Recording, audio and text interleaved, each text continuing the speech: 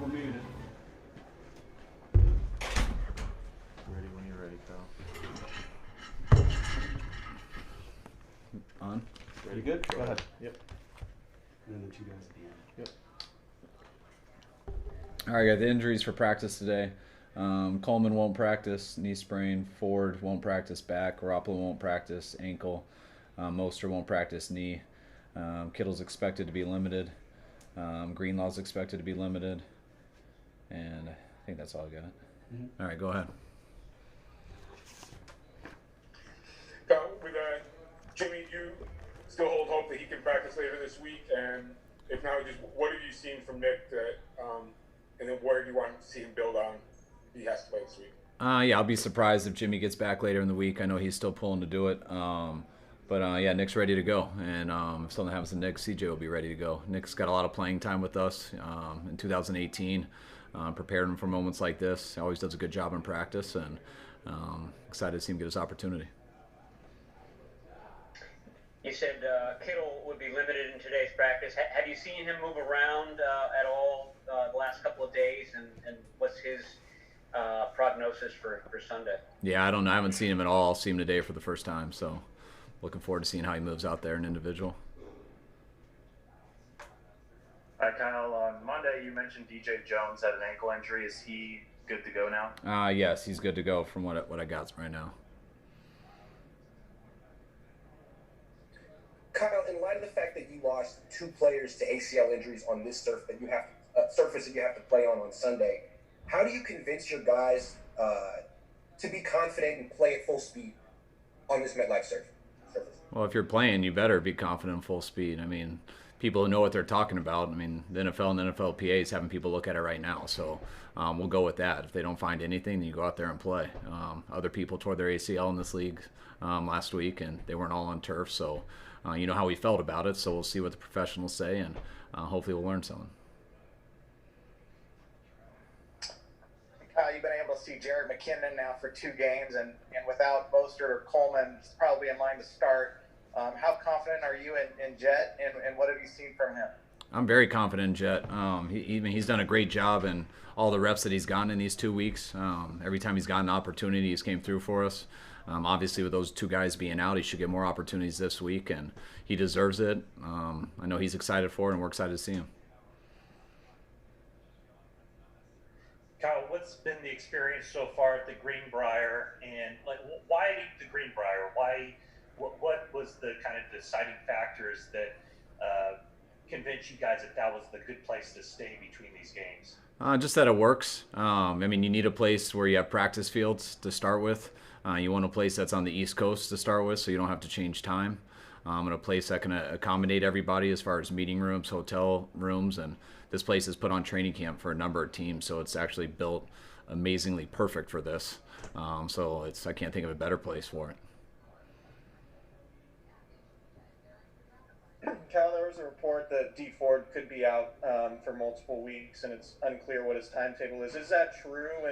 And just given how back injuries can be, what's your level of concern just overall long-term with him going forward? I'm concerned because of what you just exactly said. I mean, when you're dealing with a back injury, you really don't know the timetable.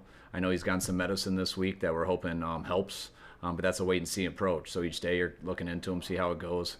I'm sure it's a long shot this week, but there is no timetable on it because you got to see how the medicine reacts and if it helps him. Kyle, obviously you've been doing this for a long time, but being hit the way you've been hit, what are the experiences that you draw on as a head coach to deal with kind of, a crisis situation where you have so many injuries and things going on at the same time? You pull from the experience of your whole career a little bit. I even go to last year. We had players, I went over them earlier today, but we had guys miss 147 games total last year. We had a lot of guys that missed a lot of time last year, and for the most part, even though we'd stepped back in a couple places, other places stepped it up, and I thought we really handled it, injuries very well last year. It was tough when you lose a couple of really good players for the year like Nick and Solly, but all those other guys, you didn't lose them for the year, and we got to see how long you got to weather the storm without them. But we can do that. We got the players to do that, and I think we can get better as this year goes. Obviously, when you lose a great one like Nick, it's tough, but we got a lot of good players in here and a lot of guys that can help us win games, and that's what we fully expect to do.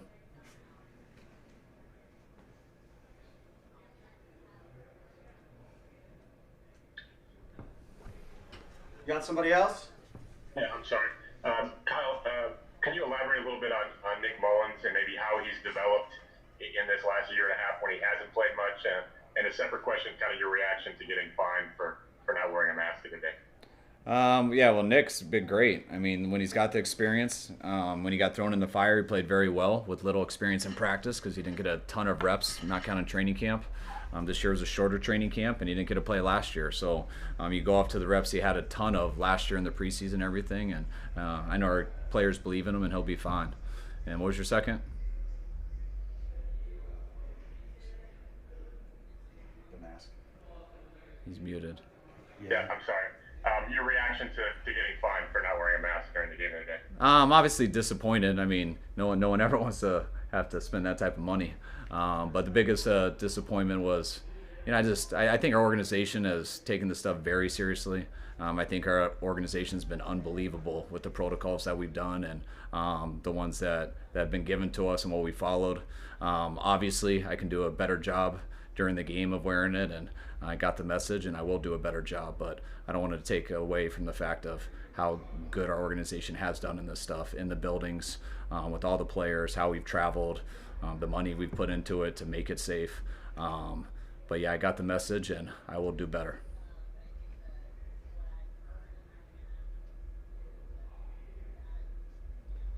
Jennifer? Jennifer? Hey, sorry. Kyle, Mohamed Sanu has already been coaching up your guys on the sidelines. They showed him during the broadcast talking to Kendrick Bourne, and Brandon Ayuk has already talked about him. He's been such a leader for him. Is that something you kind of thought about when you brought him in? Is that kind of what you projected? Yeah, that's what I definitely was hoping for. Emmanuel helped us so much last year, and the type of, the talent he was, but also the person he was, just being the veteran he was, how he approached the game every way. Mo was very similar in his mindset of that, and we were going into this year with our veterans really being KB and Debo coming back for a second year, and having Debo out and stuff like that, and having some injuries when losing Richie and Ayuk just coming back. Thought it was great to get another guy in here, but also a guy who's been in the league, been in a lot of situations, and could help us on the field and also help us out in that room. Back to D Ford, he's dealt with back issues quite a bit in his career, going back to his days at Auburn. Those seem to be lower back problems. Is the current one related to that, or is it a different area of the back? I don't know. I don't get into it as detailed as you. I know that it started with the neck, went to the back, and I'm waiting till that back is better. Sorry, man. Kyle, with Coleman, is that a ligament or is that a cartilage issue with the knee? I know what I got here is knee sprain. I honestly wish I know that answer. I would answer it, but it says knee sprain. I'm expecting Tevin to be out a little bit. I'm expecting about 4 weeks, so he could be a possibly IR candidate here to return towards the end of the week. He's worse than Raheem is.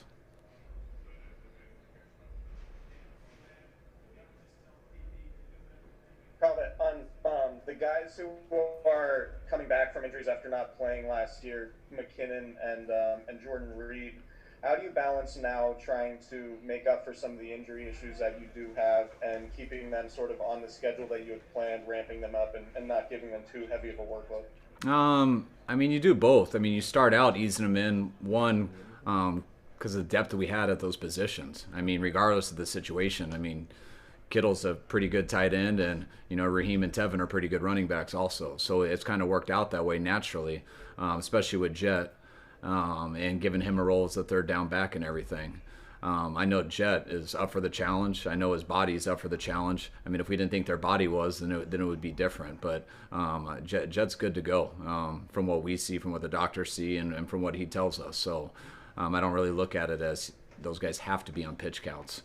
Jordan was just taking time getting into our offense and stuff in the late start. Andy had a couple setbacks in camp too when he started to get going, so he wasn't quite ready to be thrown out there that much, and he wasn't quite needed to right away. He was needed to a little bit more last week as he got better, and we'll see if Kittle comes back and how much that changes. But I know health-wise and mentality-wise, he was ready for what he did last week, and he had no setbacks. Kyle, it was announced this morning the odds and deal, Dion Jordan coming from the practice squad. Can you just give us your oversight now that, at least for this first wave, that you've got the outside rushers and you're kind of going to go with this? And I don't know much about Dion Jordan other than what I saw a little bit with the Raiders and the Seahawks. Can you just give us your insight on Dion specifically too? Yeah, I mean, Ziggy's had a hell of a career. He did a great job in Detroit. Had to play against him a number of times. He's a guy I've always hated playing against. Had a little bit of a setback the last couple of years with some injuries, and we think we're getting him in here, and we know he's hungry. We love the guy. It's great that our Chris Eric has worked with him and knows him well, and they got a good relationship. And we've been trying to get him here for a while, and we're glad it finally worked out. And Dion, everyone knows how he started out his career, all the setbacks he had, but we tried to get him here a few years ago, and we ended up losing him. Seattle got him. When he played for them, he was a tough guy to go against and had a very good year there. And then when he came and helped out Oakland too, we thought he did a good job. So we were pumped to get him in camp this year. He battled through camp. It was his first camp since 2013. He was able to grind through it, stay healthy, and he just kept working, and he stayed with us on the practice squad. And we knew it was a matter of time when he was going to get an opportunity. I didn't know it would come this fast, but we've been expecting him to come up and help us out this year. And now it's week 3, and it's his time. Last one, folks. Hey, Coach, West Virginia specific question. The city or the town of White Sulphur Springs a couple of hundred years ago built an entire industry on tourists believing in the healing powers of the waters there in that area. So I just wondered if you could tell us what you guys are doing specifically, maybe different while you're at the Greenbrier this week. Well, I did not know that about the healing powers of the water, so I'll stop with the bottled water and get right to that. For our players, we could use it right now. But I mean, me personally, I've been kind of stuck in my room the last 2 days. I know the players got the day off, so they've been running around. There's all these things to do around the resort. I know a couple guys did the golf course. I think there's some shooting places. I know there's a bowling alley. So there's a ton of things here. I mean, I brought my family here when I lived in Washington about 5 years ago. I know how much they loved it when I came. So it's a great place. I'm not really seeing it all and enjoying it all. Maybe I'll get to a little bit Friday afternoon. But I know our players are loving it, and they got their 2 days, and now we're in a normal work week. So they'll be tied down here probably till about Friday afternoon. All right, folks, thanks. Thanks, guys.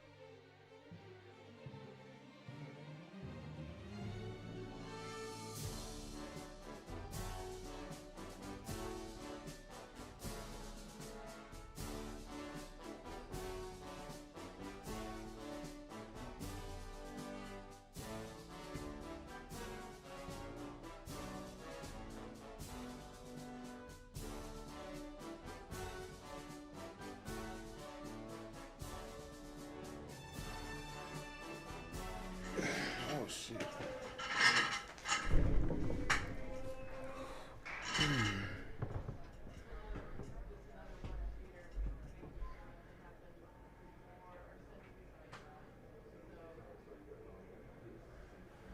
Hey Trent, you were talking the other day about Nick Bosa's injury being heartbreaking and how he's a cornerstone of the defense and the team. Can you just talk about the move this week, knowing that you won't have him the rest of the season?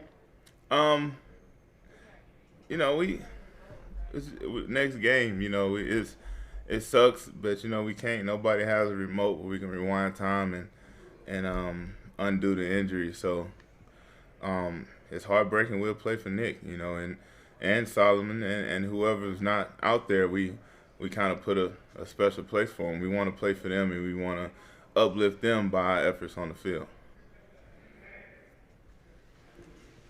Hey Trent, how well have you gotten to know Nick Mullens over the few months you've been with the team, and what do you think about his readiness to step into the lineup if called upon and keep that thing moving? I've built a good relationship with Nick my short time here. To me, Nick, he's a serious guy. You see him walking around the building, and you wouldn't know if he was a starter or the third string, because he prepares every week like he's a starting quarterback. There's not a lot of joking around. You can tell that he's serious about his craft, and I mean, we're ready to go with him. I mean, I think we definitely can win. We will win with him, and he's a heck of a quarterback. We're glad to have him as a backup, and you know we'll get ready to roll. Hey Trent, what's it been like staying out there in West Virginia, and just how are you guys adjusting and using this time to kind of recalibrate? It's cool, man. You know, we're kind of secluded out here, but you know we're together, and we're together 24/7. Just another chance to build that team camaraderie and you know, become closer as a team. And you know, it's going to be a tough stretch of games. You know, obviously with the injury bug hitting us, so you know this is a time where we have to come together and be closer and have more continuity to get those wins and replace those big holes that we're missing. Hey Trent, I'm sure you heard what Eric said the other day about there being some anxiety for him and some of you guys about playing on the turf again at MetLife. How much of this week is just kind of moving past, you know, the mental side of that to make sure that you're still playing full speed and that's not something that you're thinking about when you get back out there on Sunday? I'd be lying to tell you that we're not gonna think about it or it's not gonna go across your mind. But when you got a 300-pound lineman in front of you that's trying to put you on your back, you know, I think the surface kind of falls on the back burner, and I think for me that's what it's gonna be. You know, obviously with seeing people go down and kind of feeling that turf and kind of knowing where it's at as a playing surface, you do get a little nervous, but you know, I just pray before the game that I'm protected, and you know, I go out there and give my all, and whatever happens, I guess. Trent, having worked out with Jerick McKinnon in the offseason, how would you describe maybe his mindset or how he approached those workouts? And what do you think about the idea of him carrying on a starter's level workload now with the injuries at running back?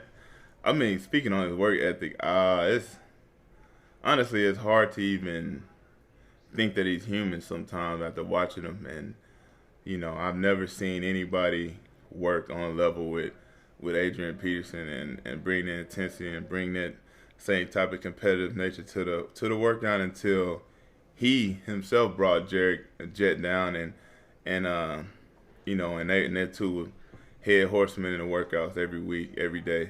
So Jet works like a machine, and that's why I couldn't imagine him being on the field and not being a breakout player, not being that guy who can carry the load every down back. And I think he's showing us that, you know, his first game in 2 years, or first time really playing in 2 years. I mean, he's getting in the end zone. He's converted a 30-31. I think he might be one of the only running backs to do that out of traditional I formation. I mean, it's, you know, he's showing us all that work he's put in. It's definitely propelled his game. Two more.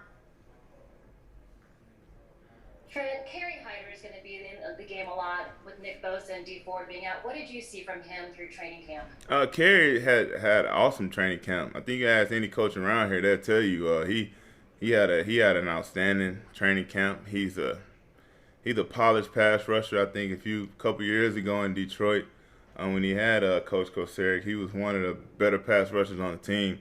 I think he led the team in sacks, if I'm not mistaken. So, I mean, Kerry can play at a high level. He has played at a high level. He dealt with some injuries, but, we have all the faith in the world, and I know he'll get the job done. Trent, you talked about how serious Nick Mullens is. Any example from training camp or the last few weeks, any moment that sticks out that sort of shows that, illustrates what you're saying? Just sometimes you just walk by them and you can tell after they get out of a quarterback install meeting or at the you see him going over the game plan or maybe have a script sheet. It's just like he has tunnel vision. You don't see anybody. I done walked past him a few times and I could just see him going over plays in his head. He don't even notice me. Don't even speak. And it's kind of the same thing I used to see from Kirk Cousins a long time ago, and it kind of puts me in that same mind frame when I see him and how serious he takes the game. And, as an offensive lineman, you love to see it. Thank you, Trent. All right.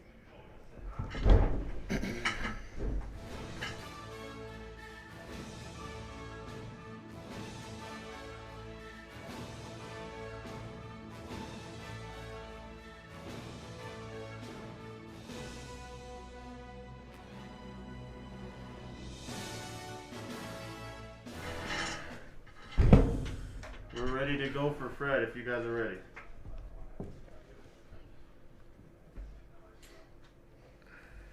Hey, Fred, how does the defense talk amongst yourselves now when you look at the injuries that have happened, especially with Nick and Solomon, knowing that they won't be around for the rest of the season? What have you guys done amongst yourselves to kind of ramp up your level here for the last part of the season? Yeah, obviously it's a huge loss to have Nick and Solly go down, right? But I think a lot of talk outside of the building has been a lot about what we've lost, but not a lot about the depth and the people we have here on this defense in this building.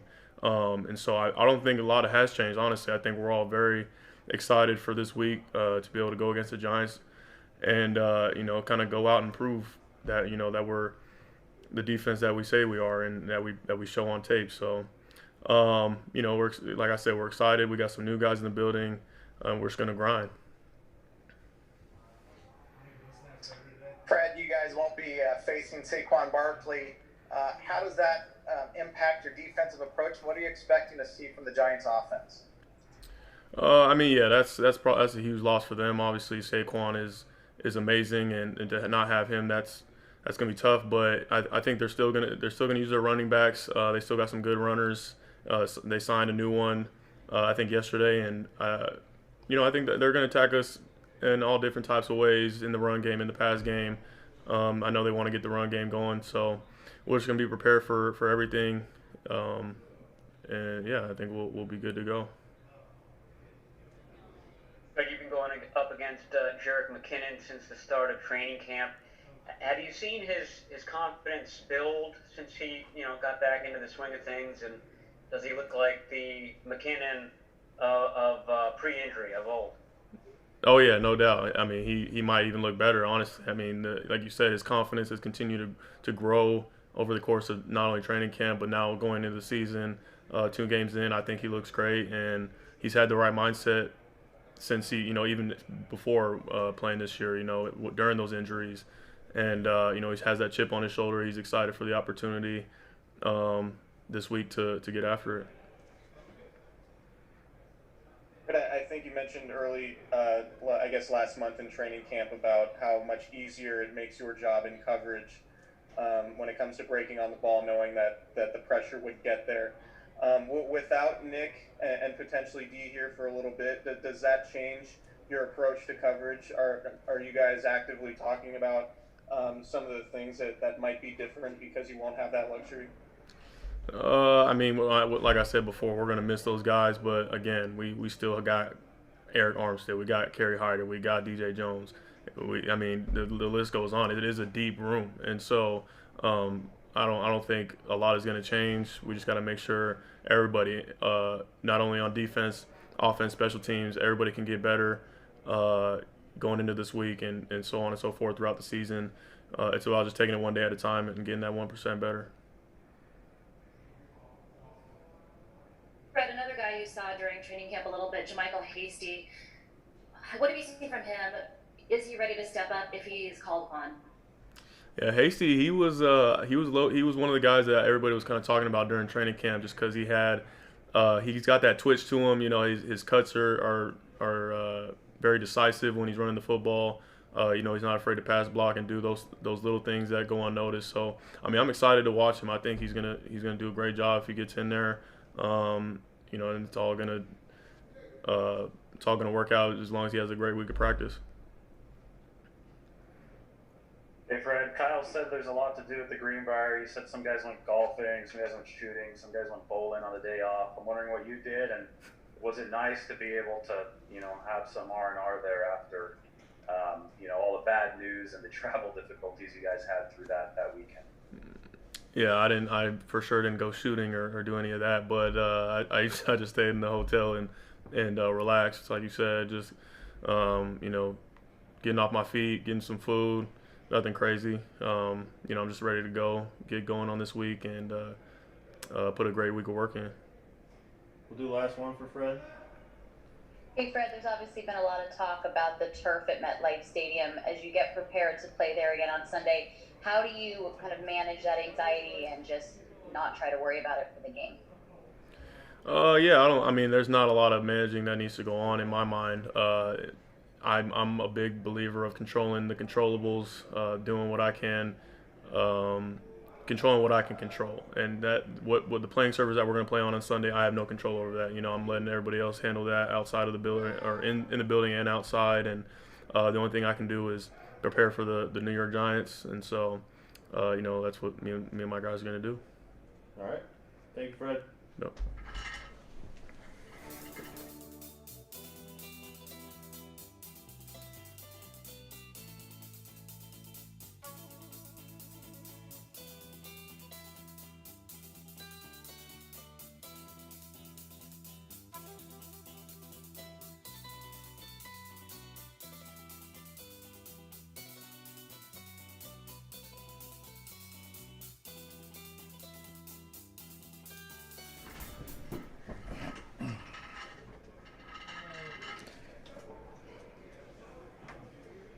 I gotta do so. What? Hey, Jaquaski. Trying to lower the chair. Hey, how you doing? Not ready yet? Yeah, I'm ready. We can go. Hey, throughout training camp, Jermichael Hasty kind of was the talk of the town. What did you see from him? Is he ready to step on the field in case he's called upon? Yeah, I think he is. He did a lot of things coming in as a rookie, and you know, he missed spring. So to see the things he did at practice, it was nice to see from a rookie. Jaquaski, you had to guard Jordan Reed quite a few times in camp. He seemed like the one guy that actually beat you. What was it like to see him do that to other people? Just knowing playing him in 2017. I got the best of him, and when he first got here, I had to remind him, and it's good to see him out there doing his thing. But I know for sure the fact that he was beating me like that, I just know like there's nobody else in the league as safety that can play him. Ozzy, how would you describe the mood in the defensive meeting room, just based on you know, the injuries, losing Nick and Solomon, and potentially DeFord for a little bit now? It was a good meeting. You know, for us, I mean, injuries are a part of the game, and you know, we had a lot of injuries last year too as well. So I mean, for us, it's always, you know, for us, we have guys who are ready to step in, who actually are how we see it, everybody is a starter on the team. So once one guy go down, the next guy had to be ready. But of course, you know, it's hard to replace somebody like Nick Bosa and Solly. You know, so I mean, they're huge. They're a huge part of the defense, and I think the guys will be ready to step up. Jaquaski, one of the guys that will step up for D Ford and Nick Bosa is Kerry Hyder. What have you seen from him on the defensive line? He's a baller to me. He's been balling since he came in. I didn't know too much about him, but he for sure got my attention since he been here.